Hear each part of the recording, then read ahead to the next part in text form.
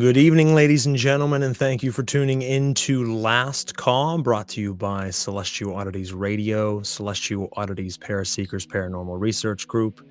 I am Frater Crow from the Coterie of Samil, Arcane, Occult Order, and owner of Celestial Oddities Radio. And if you are just tuning into this for the first time, this is Last Caw, a show where I tell wild experiences and past life stories in a very comical way, unrelenting, unfiltered, and unapologetic.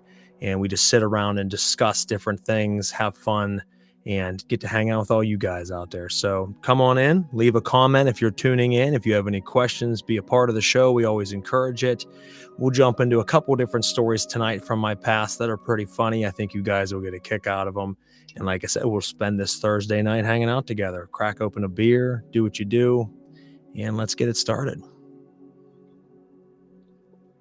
Now, for those that have been wondering where we've been the last couple of weeks, 2 weeks ago on Thursday night, some of you might know this episode right here was actually supposed to be the episode airing, and we were getting heavy rains here in Pennsylvania. I came down and checked everything before I got my kids ready for bed, came back down, and as I'm walking in the dark to my studio to turn on the light, I hear and turn on the light, and there's 2 inches of water in my basement. So we spent the next few days removing everything, cleaning everything, drying everything, putting it all back.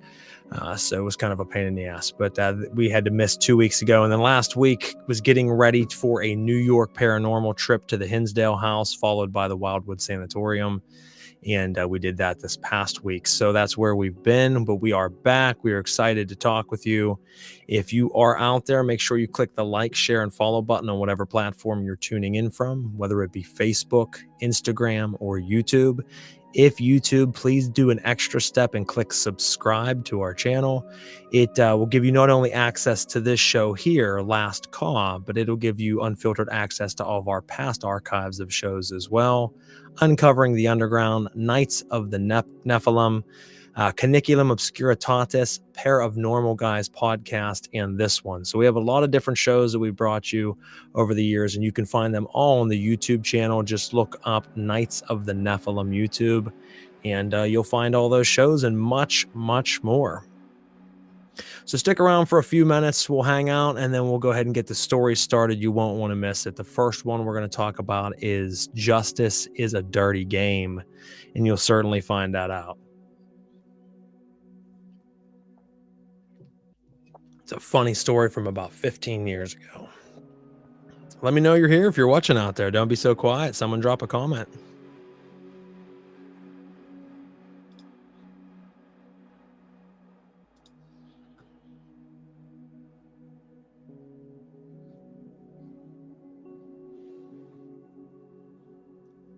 Hoping the weather breaks here soon. It's a little chilly tonight. Hell's on in the Thost. Absolutely, Augustine. Welcome, brother. Thank you for tuning in. Yeah, it's been a little chilly here the last couple nights. It was really nice and warm, and then the last 2 or 3 days, it's been like bitter at night. I don't know what the hell that's about. Ready for the summer to come.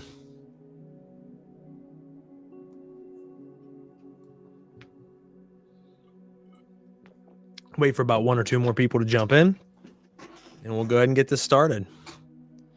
Has to do with a new car and being young, trying to be the hero. Now, sometimes being the hero can go wrong. Hell to you, sister. So let's go ahead and get this started. So the first story tonight is titled Justice is a Dirty Game. And summer gun, do you camp? Summer fun. Yeah, I love camping, man. Camping's great. Camping, hiking, fishing. Nature's a good thing. Now, I was about 21 years old at the time, and I had a couple cars, some beater cars that got me from point A to point B, but had problems with them a lot. You're pouring money into them. So at 21, I decided to go all in and buy a brand new car. Now, for anybody who's owned a brand new car, it's a great feeling. So when I had one at 21, it felt really good to be able to accomplish that feat and be like, look at this. It was a Honda, or not a Honda. It was a Chevy Cruze that I had, and the car. And Really enjoyed the car, had it brand new, smelled great, felt great, just made you feel on top of the world there. So about a week in, I decided to go back home. I live about an hour at the time. I live about an hour from where I grew up, and decided to go back, show my family, show a couple friends my new ride. Excuse me. And have a good morning. I think it was a Saturday. Went back there, was visiting some friends, hanging out for a while. I had the day mapped out, and had a stage where I had a few hours in between the last buddy that I hanged out with, or hung out with, and the plans that I had later that evening. So I decided, at the time I still smoked. So I decided I was going to go down to a place called the Iron Bridge. It was an area that there used to be an iron trail bridge there.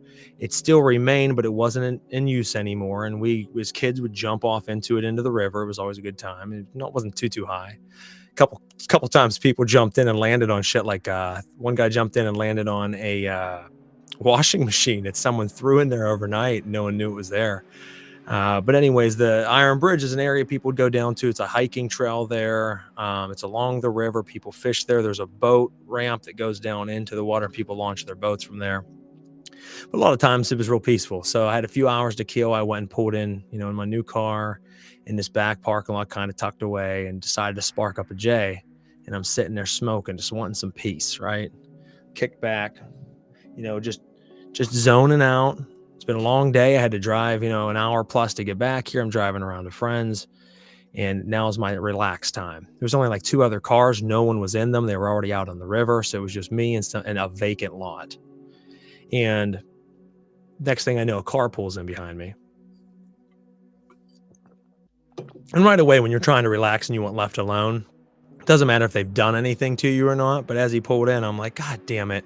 Because I'm also smoking and didn't want to get caught smoking. So they pull in. I look in my rearview mirror. My seat's reclined back, and I see that it's a car full of kids. So I'm like, all right, cool. That's not too bad then. And I'm just chilling, going back to smoking.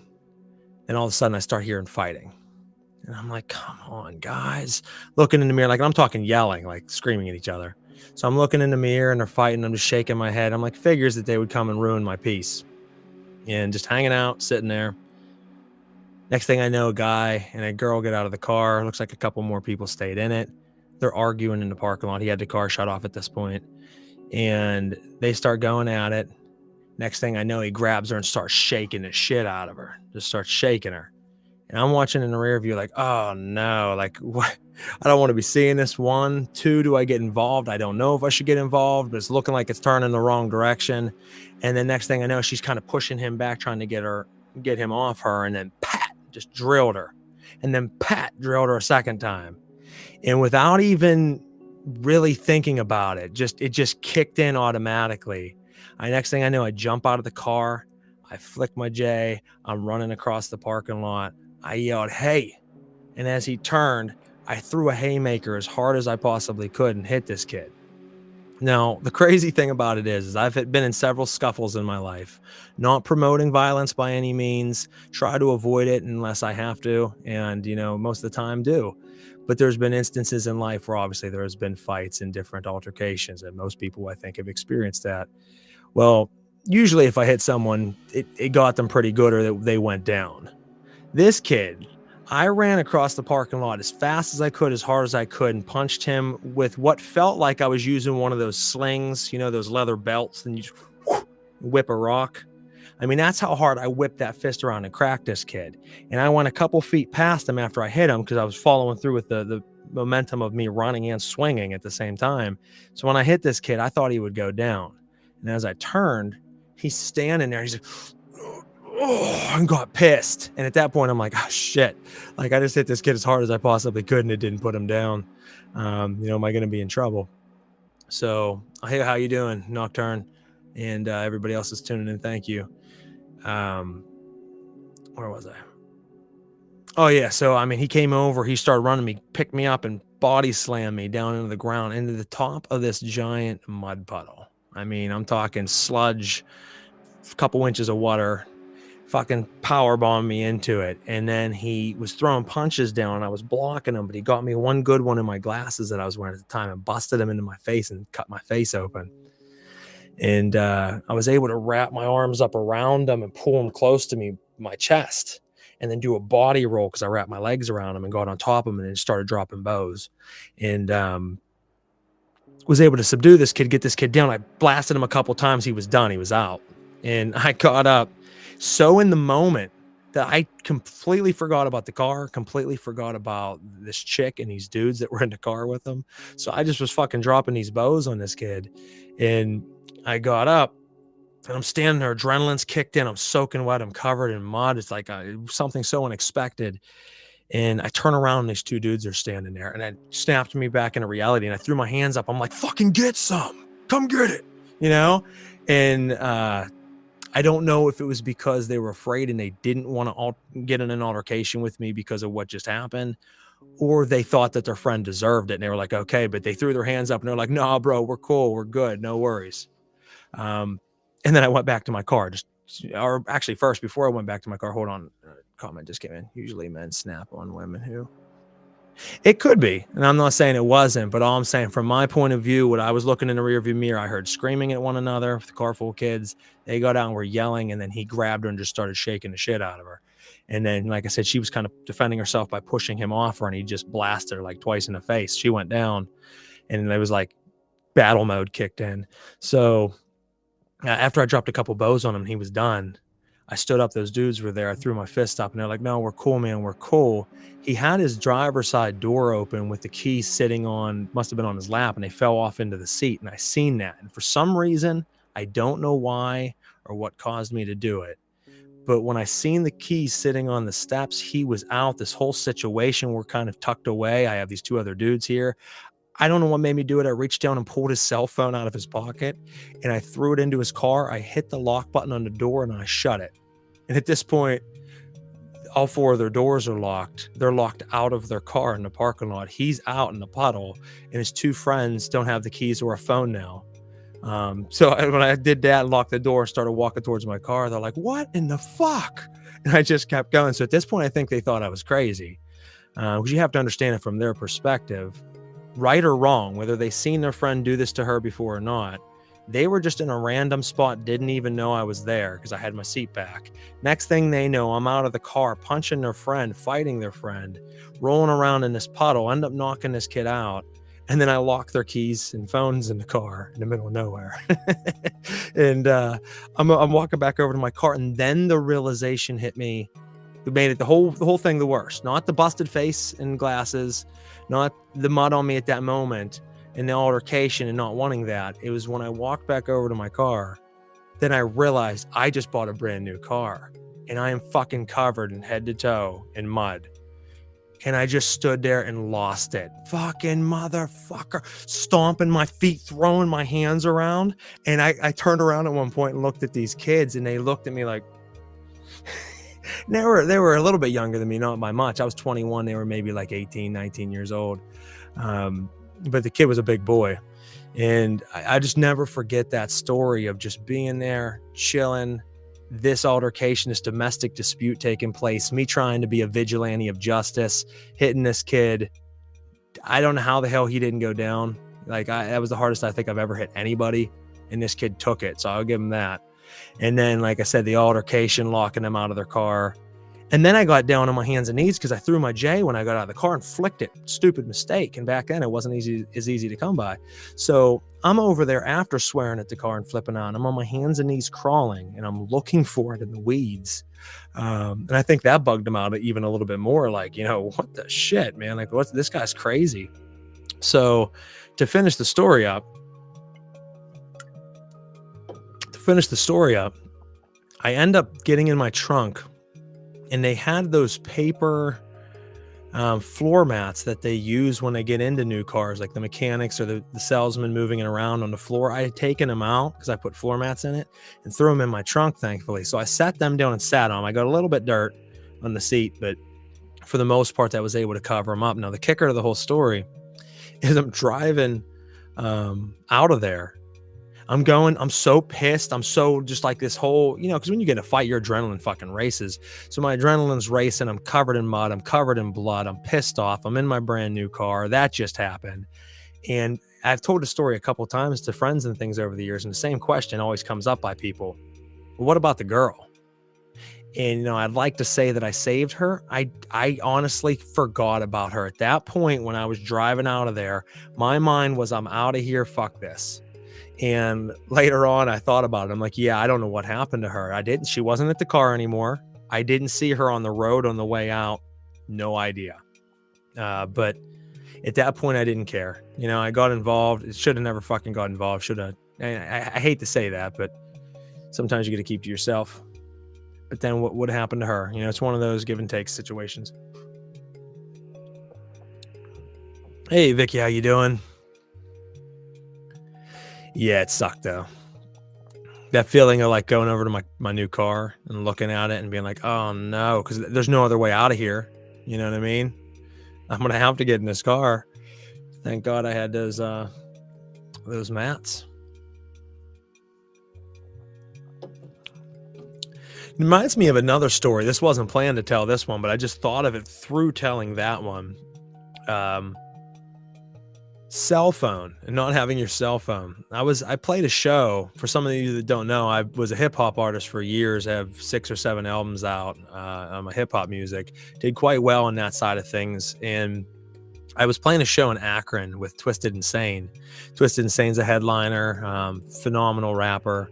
Was really honored to play that show with him and a bunch of other of the names on his label out in Akron at a club called The Vortex. And I drove out there early, was there by myself. I didn't take anybody, had so much time to kill. I'm like sitting in the car reading. I'm going to sleep for a while with a nap. It just like wasted a whole day. And play a show that night. Show went well. Twisted Insane killed it. I killed it. Was staying on the back corner of this building behind an old bar that they don't use anymore. I had my phone plugged in. And not the whole fucking night was there a person that walked back in the area that I was in near that bar to see that my phone was plugged in there. So Twisted Insane's last 2 songs, I wanted to see up front. So I'm like, fuck, I'm going to leave my shit here plugged in. I got to get in my car and drive a few hours home after this by myself in the middle of the night, charge this phone as much as I can. Ran up for 2 songs for Twisted Insane. Well, next thing I know, I'm coming back after the 2 songs. And as I'm walking towards the back of the building, my gut got punched pretty much because I seen the back wall. There was no phone plugged in. And then it hit me like, oh, fuck no. I get back there. My cell phone's gone. Someone stole it. Now, you have to understand, I was young at this time. I didn't do directions very well. I still don't. And getting back home without my cell phone, which was my GPS, and having no paper map in the car, and it being 2 o'clock in the morning now, in another city hours away, I had this panic mode and I started freaking out. And I'm like, oh shit, like, how am I going to get home? So I'm trying to figure out a game plan. I go get in my car. I'm driving home. I stop at a gas station in Akron and I ask this guy, hey man, I need to get back home. Can you give me directions to so-and-so? Yeah, oh, no problem, man. I'd be glad to. See that road over there? You're going to take that road straight for about 4 or 5 miles. And off to your left, you're going to see an overpass and a road that goes under it. You're going to take that. It'll bring you right down to where you need to be highway wise. And you'll just follow that the whole way in. I'm like, oh, thanks, bro. I appreciate it. You got to remember, at this point, it's like 2:30 in the morning.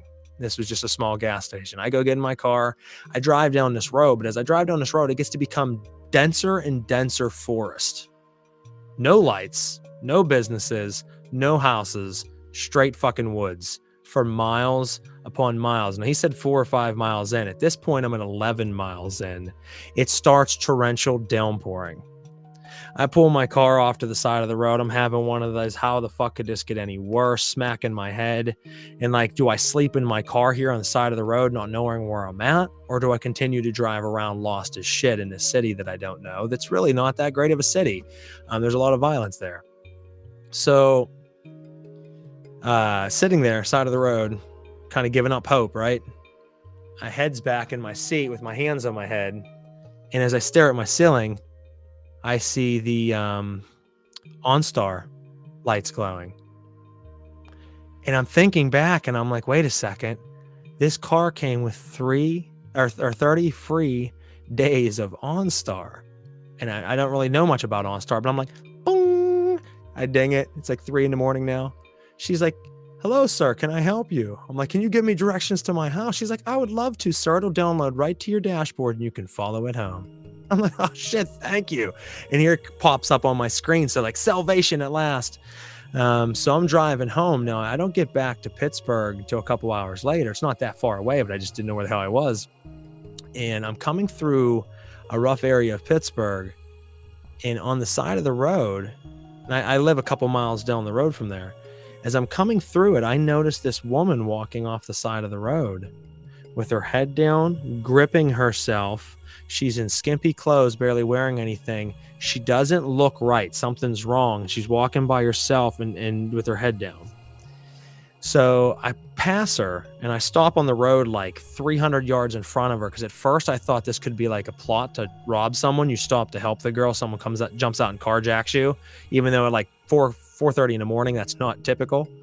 So I start to think like, do I need to help this girl? I want to be virtuous again, right? We sometimes have this this characteristic of virtue as men.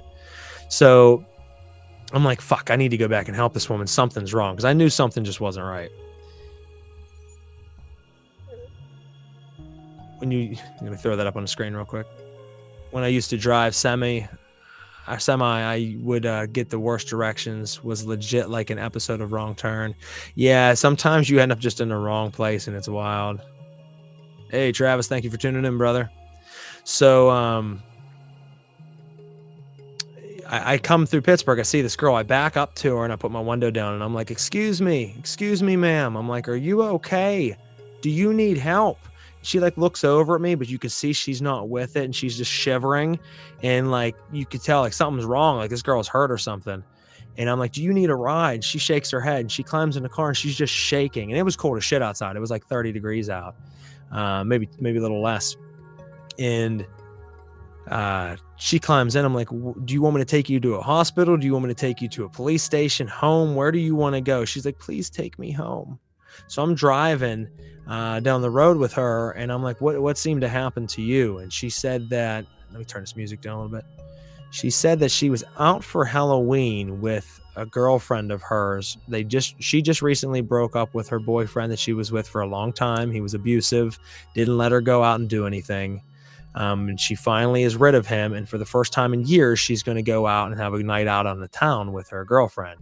They go down to East Carson Street on the south side here in Pittsburgh. For those that don't know, it's a street with about 75 bars on one avenue, just bar after bar after bar after bar, business district of Pittsburgh. So that's where they were. And she was out with her friend. And as they were getting ready to leave towards Last Call, she bumped into him there. And obviously they're broken up now. He was an abusive piece of shit, sees her out in skimpy clothes, out partying with her friend, and he got pissed and he forced her into his car and then started to drive away from there. And they got into an altercation a few miles down the road, and he beat the shit out of her and threw her out of his car on the side of the road. And that's where I was passing, was in Homestead. And I seen this chick, so when I picked her up, she wanted me to take her home. I drove several miles, and I was like, well, were you just going to walk home? She's like, we took my cell phone. I had to walk home. She's like, I've been walking for a couple hours now, which, I mean, was several miles from where she would have got dropped off at. And she was in the beginning stages of hypothermia. You could see it. Her skin was starting to turn bluish. Her lips were turning blue. She was shivering and shaking uncontrollably. She couldn't think to talk straight.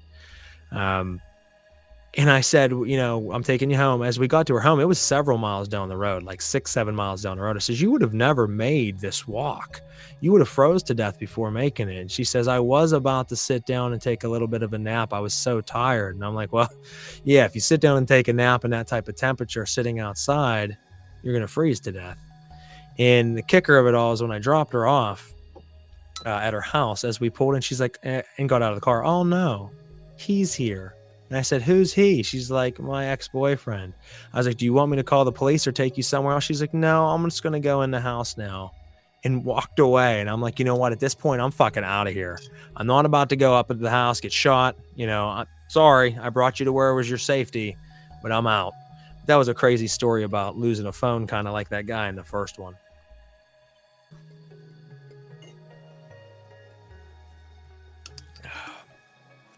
Wild times, though. Because you got to think about it. If my phone wasn't stolen, which sucked, and I didn't have gotten lost and all of that extra bullshit that I went through, I wouldn't have been where I was at the time I was to pick this chick up on the side of the road who would have never survived. And it was just one of those things you're like, how does that work? You know, because I'd ask her, did anybody try to help you? And she says, no, a couple dozen cars passed her. No one ever stopped. I was the first one. And I'm like, well, yeah, side of the road, it's sketchy. You know what I mean? I normally wouldn't, but I felt like something was wrong. I can't explain that feeling. When I pulled past her and stopped and looked in the rearview mirror and I'm watching her, she never even looked up at me. She was tucked in on herself, looking down. And I'm thinking, carjacking, she would have looked up or made some type of motion. She's staring at the ground. Something happened to this chick. And luckily, all it was getting her ass kicked. And I say that because it could have been a lot worse when you see someone on the side of the road like that. Synchronicities are always a trip. I don't know what the chick's name was. Never seen her again. Probably wouldn't know if I ever did. This was years ago. But what a wild night.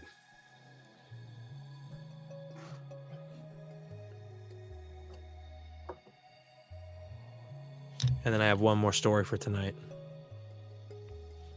This one's called Porta Potty Beatdown, which is fucked up. It's another story concerning a fight. It's another story concerning mud, ironically. And it's the only two fights I'd ever been in that I got covered in mud. So how they both wound up on tonight's episode, I guess, another synchronicity. It wasn't planned that way. It was just two really wild stories.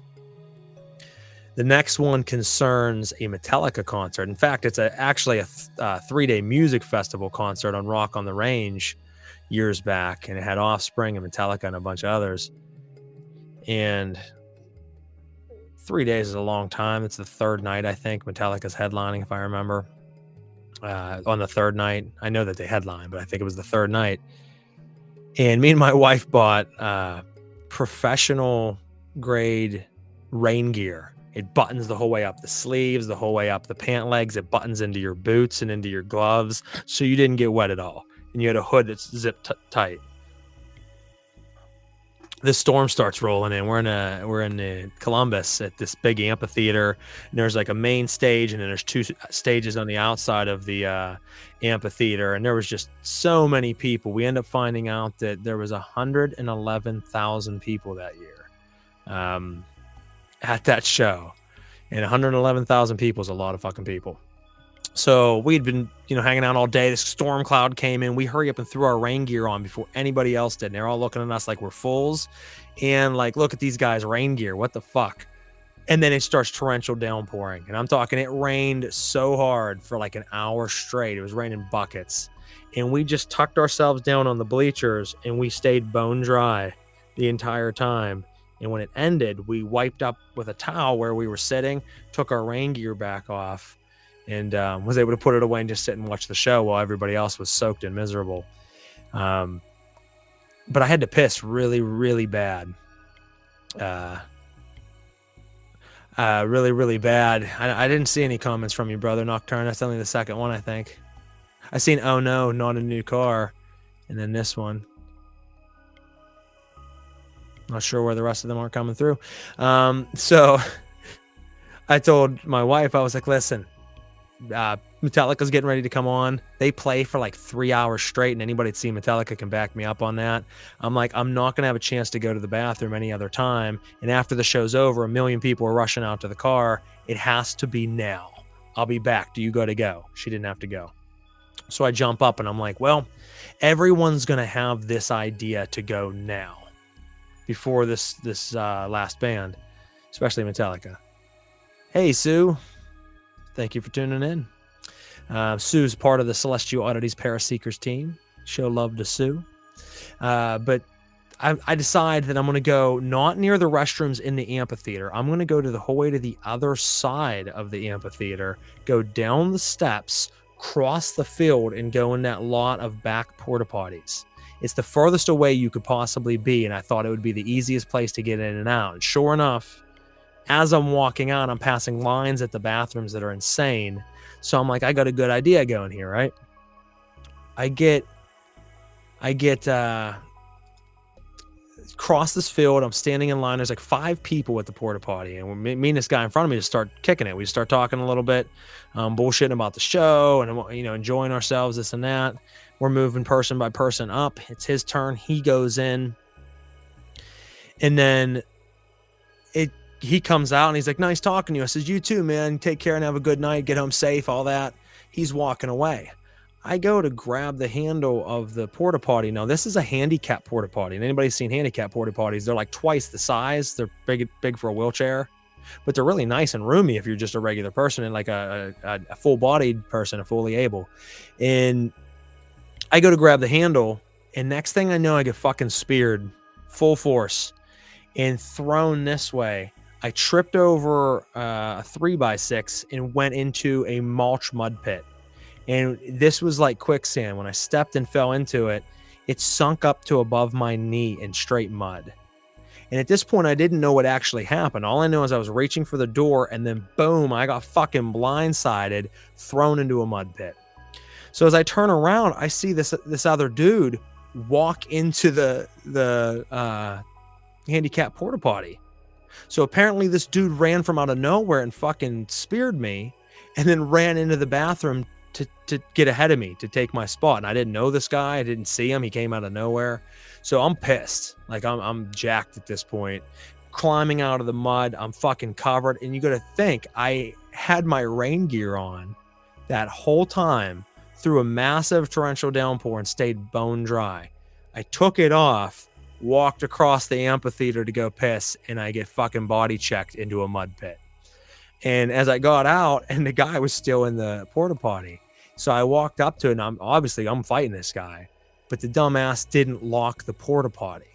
So the whole title of this little segment here is Porta Potty Beatdown, and that's exactly what happened in a wild turn of events. I opened up the porta potty. He's standing in there drunk as a fucking skunk, hand up on top of the porta potty, standing there looking down, pissing. Didn't even hear me open the door. At this point, like I said, I'm furious. I'm seeing red. I came up behind him and planted an elbow in the back nape of his neck. And when I did, his head went forward and fucking plowed into the porta potty. And I was able to grab him and whip him down. I started fighting this guy, blasting him a good 4 or 5 times.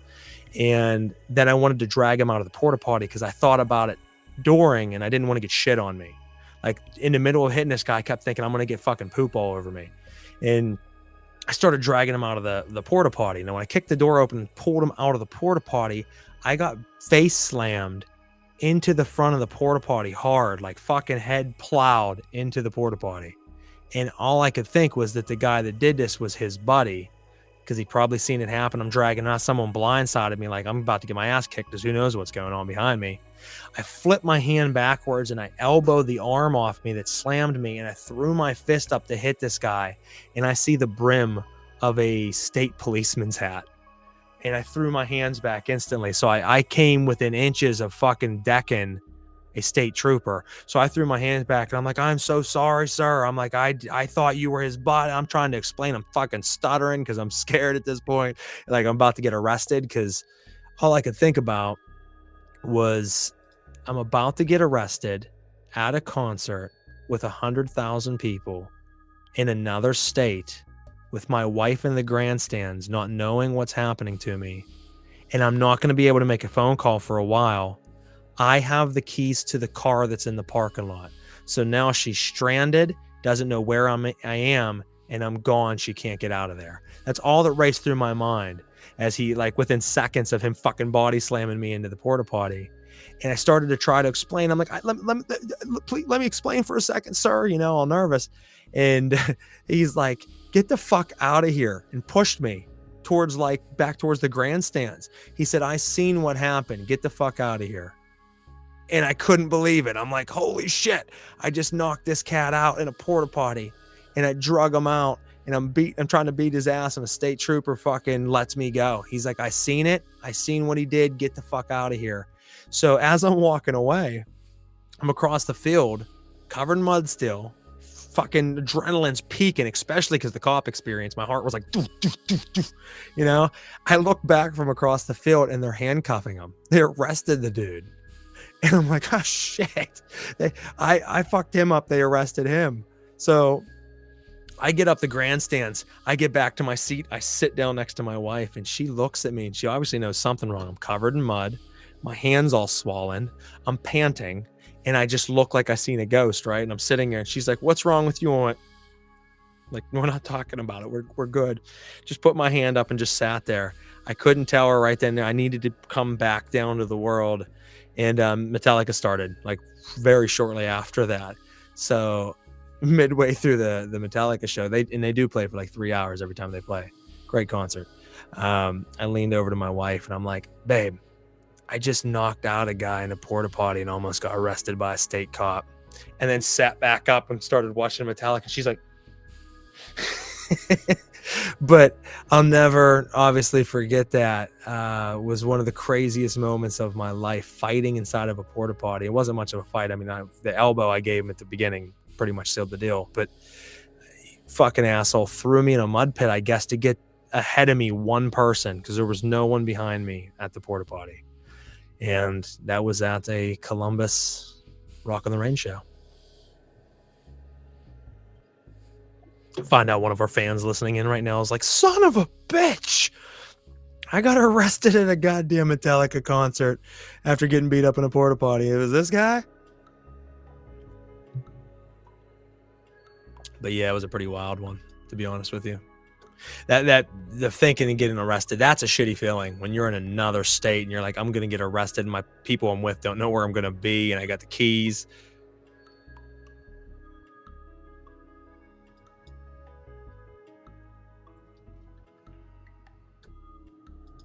I almost got into a fight with another guy who was beating his 3 4 year old son. We were in a CVS. There was a long line of people, but only I stood against him. It almost got ugly.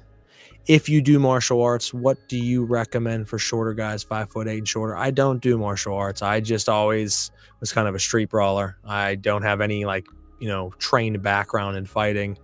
It's just, when I was young, I scrapped. As I got older, I got into scraps. Like I said, it was something you avoided, but it happens. The more things you're involved in, I was always a musician playing death metal all over the place, rap all over the place, battle rap all over the place. So like over the years doing things like that, running a label, being a lecturer, there's going to be, situations where scuffles happen. But that was a wild one. Like I said, I just was minding my own fucking business, just wanted to take a piss. And the kicker of it is, like I said, I wore that goddamn rain suit, stayed dry for hours, and then took it off and got fucking thrown in the mud. So pissed. But it was nice knocking out a guy in a porta potty, to be honest with you. It was a pretty cool feeling. I just couldn't believe it. Like I said, I got fucking face, and then my face was fucked up too. So that's the other thing. My wife's like, "What happened to you?" My nose was like bent. Like, "Oh, nothing. I'm good." Meanwhile, my knuckles broke open, and like I said, I had been worked over a little bit. A shitty situation. Good thing it was a handicap Porto. Had it been a regular Porto, it may have tipped over. Well, that's the thing. Yeah, I don't think it would have worked any other way. I mean, if you open up a regular one, you could just throw a shot up, like a kidney shot upwards, and fucking shut the door again. Kidney shot will put someone down, can't breathe. But no, when I opened it up, there was like a few feet of clearance. So like when I opened up, I was able to actually step, excuse me, the beer's making me burp. I was able to step in there and get a full-blown shot in. But yeah, regular Porto is way too small, and I would not want to tip one of those over. Can you imagine that shit?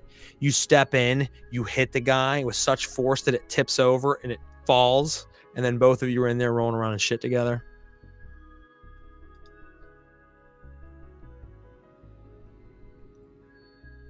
But yeah, that was a crazy couple of stories there. Like I said, from the vault, there were so many things that would happen because we would go to so many different states. I mean, Ohio, New York, Virginia, West Virginia, Indiana, all these different states that we did. It's like the same circuit that my ghost group does now. It was what my band did.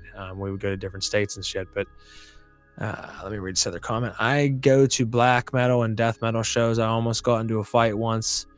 What advantages do short guys have? I don't know, bro. That's something you have to figure out yourself. I can't tell you what advantage you're going to have in a fight compared to anybody else. You got to work that. let the primal animal out. You know what I mean? Short, you're going to be able to get close to a person with long arms, and it's going to be harder for them to hit you. If you get real close up to me and you're way shorter than me, I have to try to punch down on you because I have long arms and you're down close. You can still get hard shots, but when you get in real tight and you have small arms, you can get some uppercuts in pretty easy because you're close to the body, whereas I have to try to back up to get my full swing on because my arms are long as shit. I'm 6 foot tall, so I'm not that tall, but I'm not short. So I mean, shorter guys have that close up range advantage, whereas or close upness, and taller guys have the range to hit you from afar. When am I coming to New York? I don't know, just in New York last weekend, brother. We did Hinsdale House and Wildwood Sanatorium, but I'm only ever there for work. I travel up, I do my research, do what I got to do, get stuff done for the team, and then we're back. I don't go anywhere for like, what's that? Hold on a second. Hello, Laura.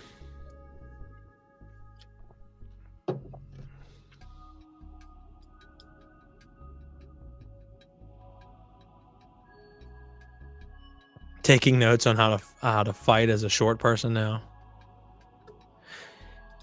It wouldn't have mattered, Nocturne. Like I said, there wouldn't have been time to do anything. I mean, we were there strictly researching, getting to work on our research. I wouldn't have had time to meet anybody or do anything like that. No offense, I don't mean anything by that. But yeah, as a short person, that's your advantage. You can fucking get close, and it's a pain in the ass to try to hit you. But in this case, like I said, it was a bow. I mean, I got him good bow from behind. I don't feel bad doing that cheap shot either because the fucking dude did the same thing to me outside.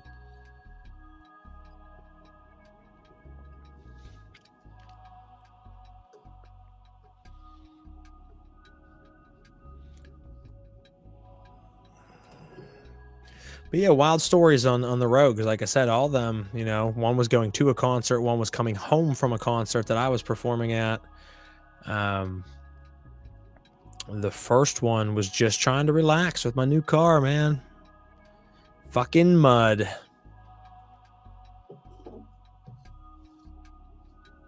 If anybody has any questions or anything they want to say, feel free to drop them. I'm going to hang out for a few more. Excuse me.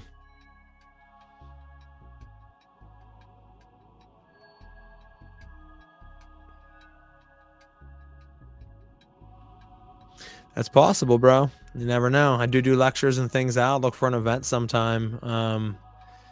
You know, I do a lecture a few times a year at my friend's shop and talk about different things in the occult. From time to time, I do paranormal conventions as a host, or not as a host, but as a lecturer rather, and talk at those as well. We talk about ritual. We talk about theory, all kinds of different stuff, quantum physics.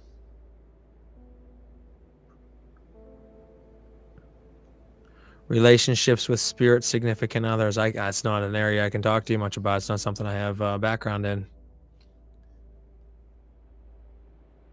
You're 5'2". Yeah, that's pretty short. That is pretty short. Punch somebody in the knees. Get some knee shots in.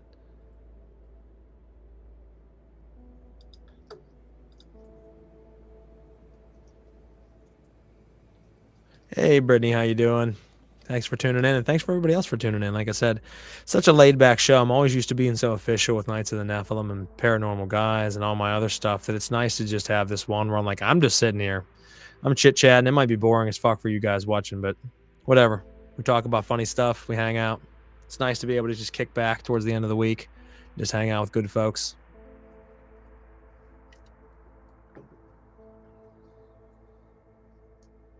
Five, 2.5. Shit, Brittany, I didn't know you were that short.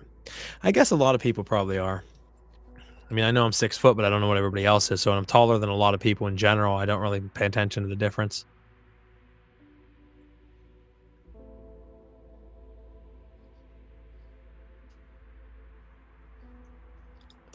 Well, Britt, we talked about a story of beating up a woman abuser right after I got a new car and getting covered in mud. We talked about saving a girl's life on the side of the road after a night of getting robbed and end up saving someone else. and then we talked about a Metallica concert where I got body checked into a mud pit, and then I beat up a guy inside a porta potty.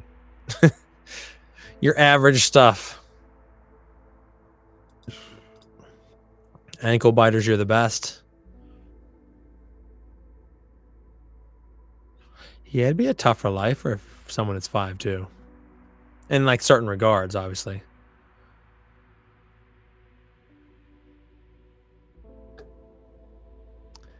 The first one, yes, but I took a nice shot. He cut me pretty good across here. The second one, I just got covered in mud. That's it. He didn't have much of a chance in that one. The most damage from that was the state trooper. He fucking face planted me into the side of that. And even though it's plastic on the side of handicap porta potties, you know, what kind of that green aqua plastic, still getting fucking face planted into that hurts a schnoz a little bit. Yeah, if you got long hair, you have to watch out. I don't have hair. It left one day, never came back.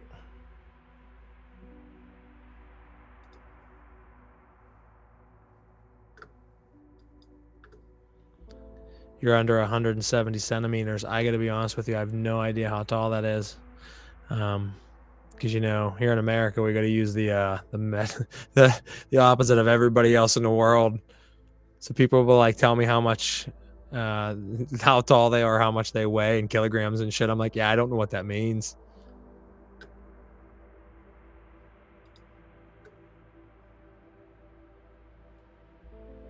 That does. It happens, Britt. Like I said, I've been in several scuffles.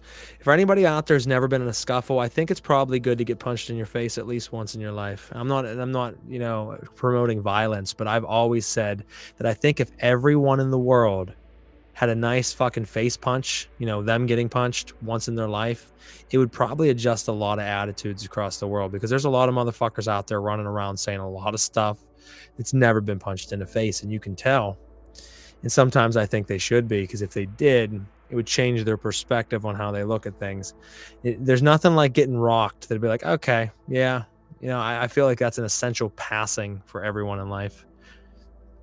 So if you haven't been rocked, go out there and let, you know, get into it with someone and get a nice face shot in.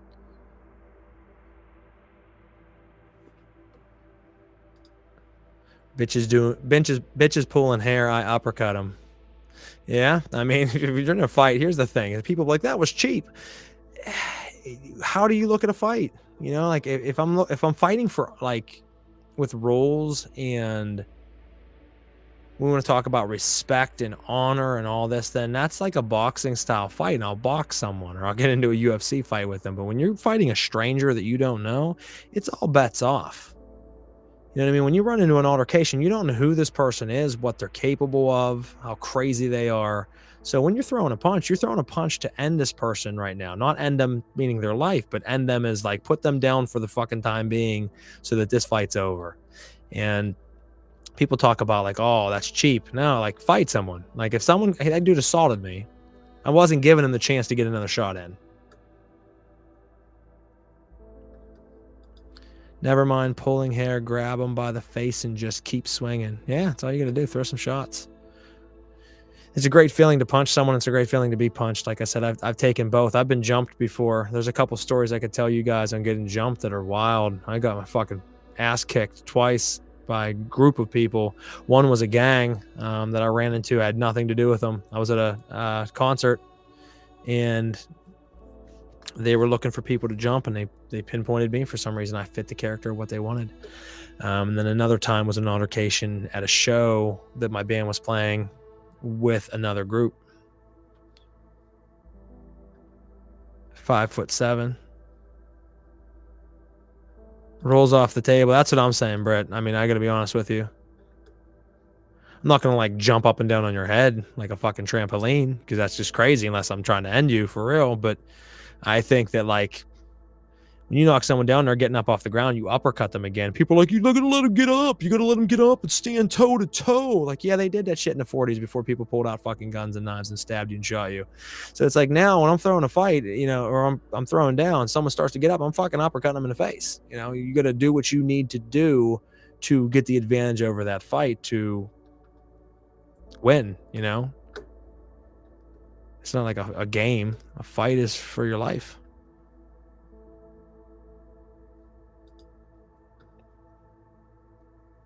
I always like throwing kicks, but that is dangerous. You gotta be careful with that shit. Field goal.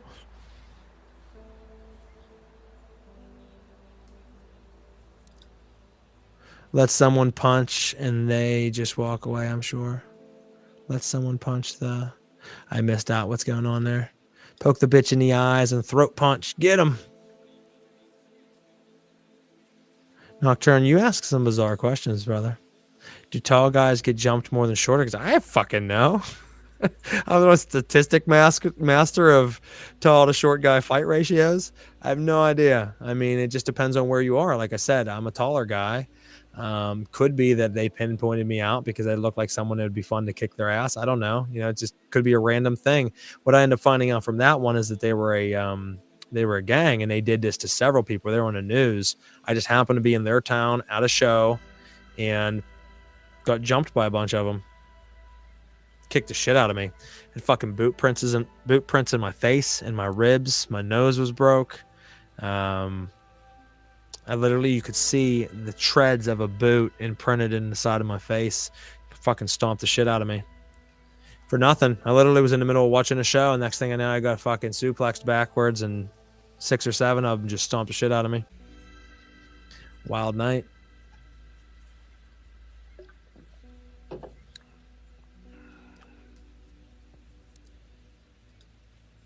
Hey, Ryan. Thank you for tuning in, brother.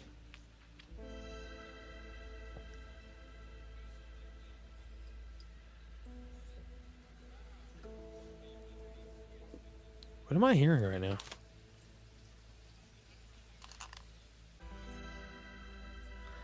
That's kind of weird. So the background music to my show is like atmospheric music, as you guys can hear.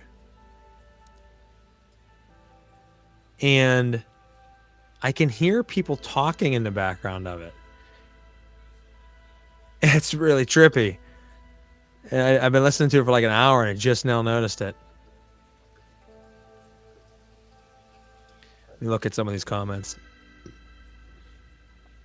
No, we're not trying to end them, just end them regardless. Yet is so much stressful energy needs to be released when you get to the point of fighting. Then when you're done, take it ball and I lost that.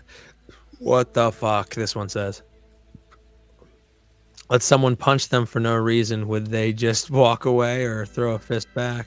Most likely to try and defend themselves. If this doesn't make sense, don't judge me. I'm out. I don't know, Britt. The thing is, a lot of people have a flight. It's either fight or flight, as people hear all the time. And that's true. Is you have a lot of people, you punch them, they're ready to fight. They're ready to throw down. Even if they've never fought before, they're ready to defend. But you have a lot of people that just will cower. You have that fight or flight reflex. And it stays true for different groups of people. If you're a fight type person, you're probably always going to be, but it doesn't mean that there isn't a situation that would put you in a flight reflex. Same thing in the opposite, but generally we're either fight or flight as groups. I've always was one that I don't look for fights, but if it happens, it's going to happen. I'll throw fists. It's so weird to talking in the background of this music. I'm going to stop it real quick. Yep, it is indeed that music. That's weird. Strange. Now it just changed. I ended the EVP session in the background.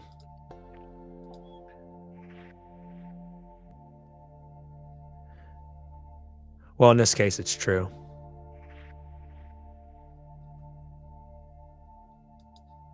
I'm just joking.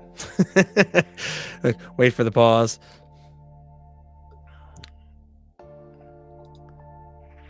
Yeah, I think it was just in the background of the music, but it was really weird. It was like just whispering and like chit chat in the back, and I've never heard that on any of my episodes with this music playlist on.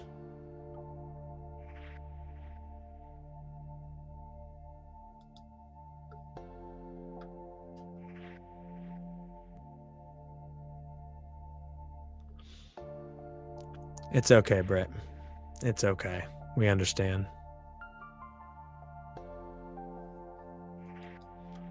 Nocturne. Yeah, I mean, if that's how you have to protect yourself, man, I get it. Do what you gotta do. You beat someone with that teddy bear if you have to.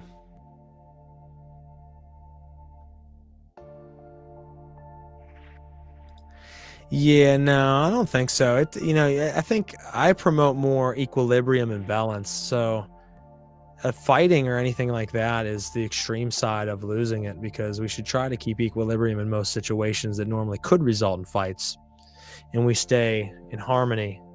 But there is a time where a motherfucker just needs to get hit. You know what I mean? Like someone crosses the line to a certain extent that you're like, there's no goose faba. There's none of that shit taking place. You're about to throw down. You know, I mean, there's like a bridge there that once it's crossed, you don't come back from.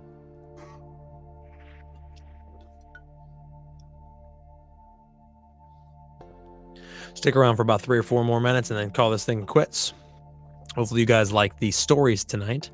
I'm not sure what will be the next one. I know we have some alien stories coming up and some other things, but we'll be going over some different topics coming up. I need to make another episode of Caniculum Obscuritatis and talk about ceremonial magic and explain some weird concepts of it that a lot of people might not normally hear, all coming from my perspective. Take what resonates, discard the rest. But I'll be coming out with some new episodes of that, and obviously some more Last Caw. I'm sorry to hear that, Laura. Yeah, there's a line. You know when it happens. You feel it. There's a twitch that happens. You're like, oh, fucker. Like, it's going down now. Start twitching. You know it's about to go down.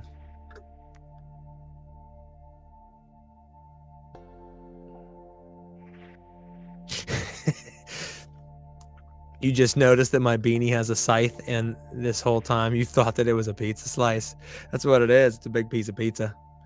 No, it's a scythe with 3 tears of blood coming off of it, or droplets of blood.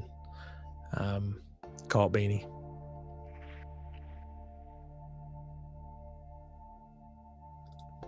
I don't use my teddy bear as a weapon. Sometimes it attracts the wrong people. I worry that it makes me look vulnerable.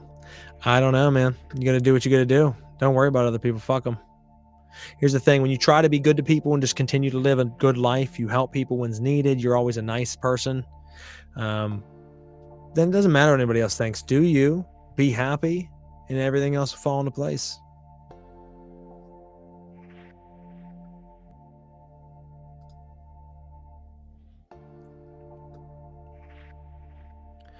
Ricky Boyle says, you should come to Ireland one time. We have plenty of haunted and UFO things going on over here. Looking forward to getting out to the USA to investigate in September. Yeah, Ricky, I'd love to be honest with you. I'd love to hit a couple other countries. That's the dream. I mean, I don't care about getting my own TV show or being this big name in the paranormal, but to be able to travel the world and to talk to the spirits of different places, to me, there's nothing like sitting down at each location and talking and getting to meet and connect with the spirits of that building or that location. That's why I do it. I love it. I don't like people so much, but when I go to locations and get to talk to the spirits, it's something very, very important to me. Team trip to Ireland. There you go, Natasha.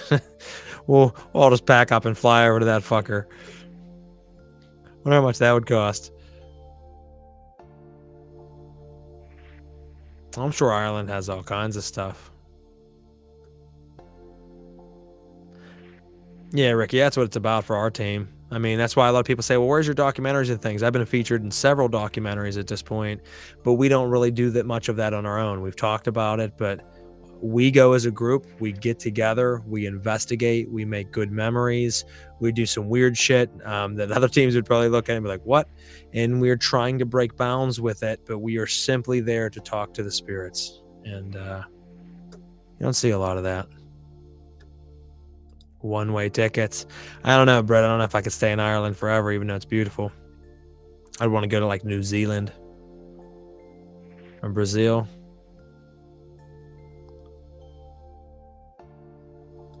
Ricky says he investigated Leap Castle. It's super active.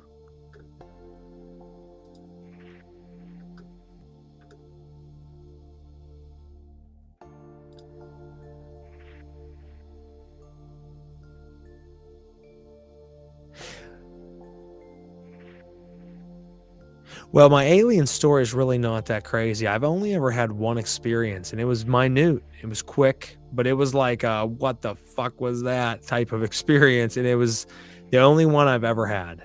No, I know Dan, my partner in Paranormal Guys podcast, he's had a lot of alien experiences, and alien side is really what he researches and is into. It's not necessarily something I put a lot of time in, but there was one time randomly that I experienced something that was very, very unique. I'll tell that on an episode sometime coming up. Yeah, it was kind of like a holy shit moment.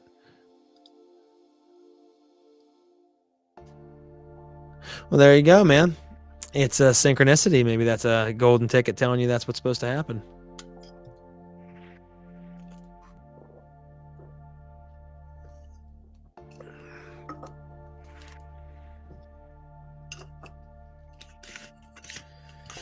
I don't know, guys. If anybody else had any other questions, let me know. I'm going to stick around for one more minute. And that'll be it. I appreciate you guys tuning in this evening. It was fun chit-chatting, talking about a bunch of different stuff.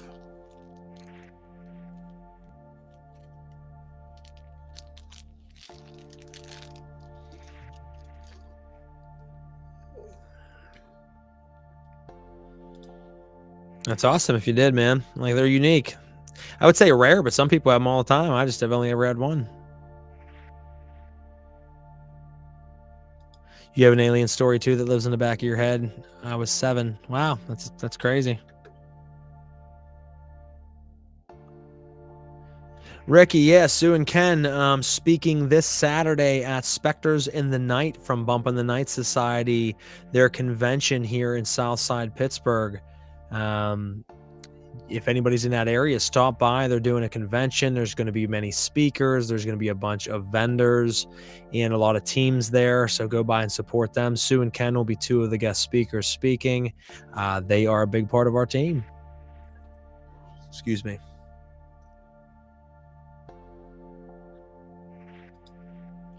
Nocturne, your question, how does trans affect magic? I mean, I can't tell you because I am not in that role. I don't think it really does. I mean, magic's about finding who you are. So if that's something you've made peace with, then you might be fine. If it's something you struggle with, then it could be a lot of blockage and shadow work that you have to face in yourself to get to the level that you need to be at. So it could add an extra level of complexity, but I don't see why being trans, being gay, being anything else is really a hindrance for anybody. It's an additive to your story and character, the ego that you are, the avatar, but everybody has the same equal opportunity to perform magic. Magic, whether you are dirt poor or filthy rich, whether you're white or black, whether you're on this side of the world or that, everyone has the ability to perform magic.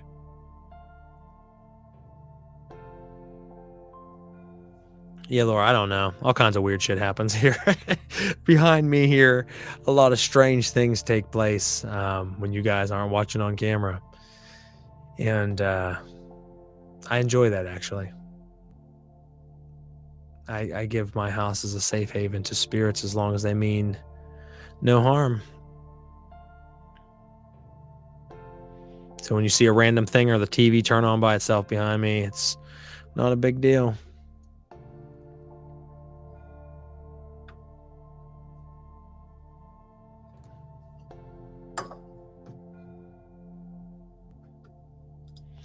Being LGBTQIA does affect your magic. I can contest to this. Well, see, Brett, you can give a better answer than me. Oh, does not. Okay, I was going to say I don't know. Does not affect your magic. That's what I was thinking from my perspective, is that, I mean, there's really even if you want to look at other areas of life, if you were to say, like, how does being, left-handed affect your magic, like truly left-handed? How does being crippled affect your magic? How these different areas, it really doesn't. It's just a different way that you have to learn to adapt your magic to what works for you. And that's what we need to discover. There's a million different paths out there. You have to make your path. Don't follow his path or her path. Don't follow this path or that path. Take those things and syncretize them down into your own workings, your own path of what works for you. Because it might be a little bit different because you're XYZ or you're ABC or you're this or that.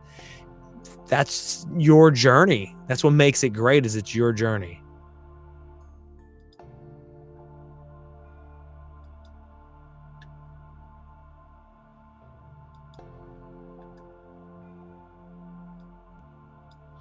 Yeah, I don't think anything can hinder you but you. Because, like I said, you have rich aristocrats who had golden scepters and all the kinds of amazing ceremonial magic tools and trinkets to use in their rituals and had powerful experiences. And then you had different cultures around the world who had absolutely nothing, who were transported to other areas of the world. Think of the slave trade. Whenever they brought Africans here and threw them and made them slaves here, they had to completely start over again with nothing, and they were able to form religions like hoodoo, which are extremely powerful. So there's no excuse to ever say that you can't be as powerful as you want to be in your practice, other than your own blockages. No one can stop you. You can do it from anything you have, no matter who you are. It's just about adapting to you and to your situation.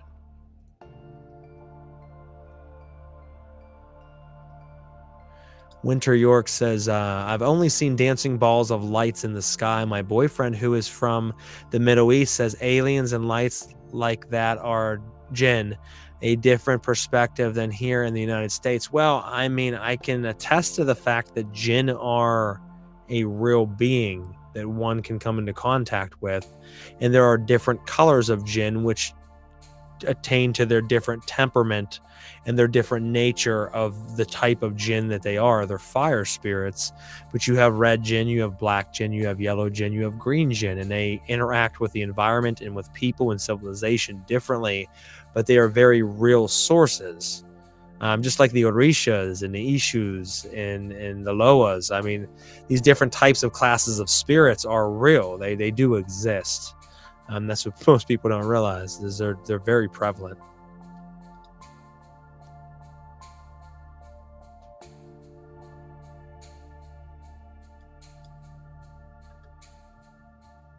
I don't even remember what we were just talking about. It just left me. But you were saying about dancing lights. I haven't seen the lights. We had several call-ins. Season 2, I think.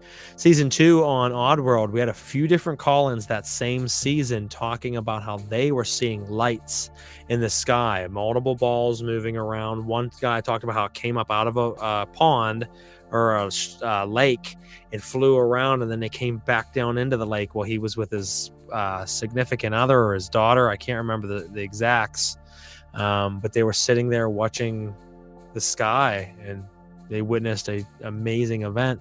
He was from down south.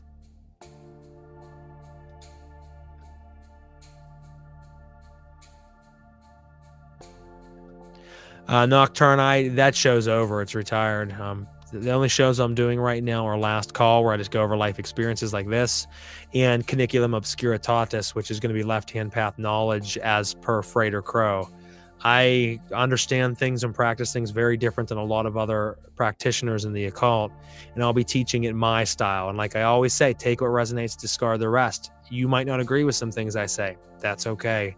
But I guarantee you'll learn a lot of things from what I have to say. So it's a good way of looking at things. I don't care to be a magus or to be someone that you guys worship, but I'll try to teach you some shit. And if it helps in your practice, fucking A.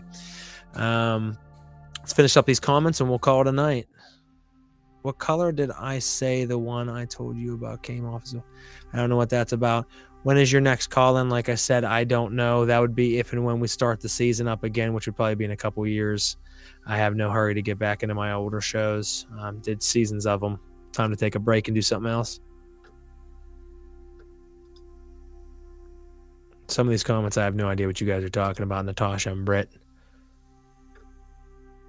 And Laura. I got to see a box that is said to contain a Jinn spirit in a haunted museum here. Now, the one thing you have to understand, and Bal Cadmon talks about this in some of his books, is you have Dybbuk boxes. Now, Dybbuk boxes have become popular in the occult and in paranormal in the last several years, but that's a newer concept. Well, it's not a newer concept. It's something that's old that's been brought back. And people are wrapping up really spooky looking boxes and selling them as Dybbuk boxes with hidden spirits inside. And most of them are full of shit. But in ancient Hebrew, there was the talk of Dybbuks and this Dybbuk spirit that could live in an item, that could escape, that was malicious. And if you want to find some good information out about that, I would read some Bal Cadmon books. He has some different topics on that.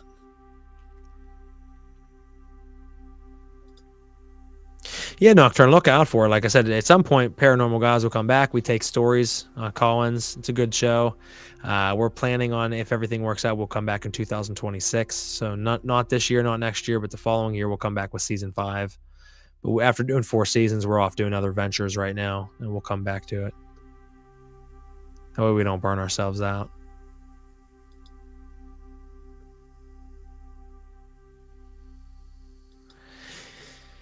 Yeah, sometimes you run into people who talk about jinn. I don't have a whole big knowledge about jinn. I do know a little bit, but don't have an extensive knowledge with that type of spirit. Some people say that the 72 Goetian spirits of the Lemegeton are, in fact, jinn. And that could be, but I don't feel that they are. I feel there is a different psychological makeup to them whenever they're jinn. It was a trans jinn that throws glitter. Watch out. Oh, shit. You guys are going to get fucked up now. These jinns ain't playing games. They're going to they're talking shit on us. And they're glitter throwing. But all right, guys. I think with most of that, I'm probably going to wrap up for the night. What is a jinn exactly? It's a fire spirit from Middle Eastern background that exists. A lot of people could consider them as daemons, enlightened beings, mediators between the world of spirit and flesh. And in Islam, jinn are fire spirits that make up the world, the smokeless fire. Night Brit. So look into them. I don't do rituals with jinn. There are people out there that give you different pointers on how to work with jinn. That's just not something I work with. Nice seeing you too, Travis. Nice seeing you, Britt, Natasha, Laura, Nocturne, all you guys. Appreciate you guys tuning out. Next week, let me look real quick.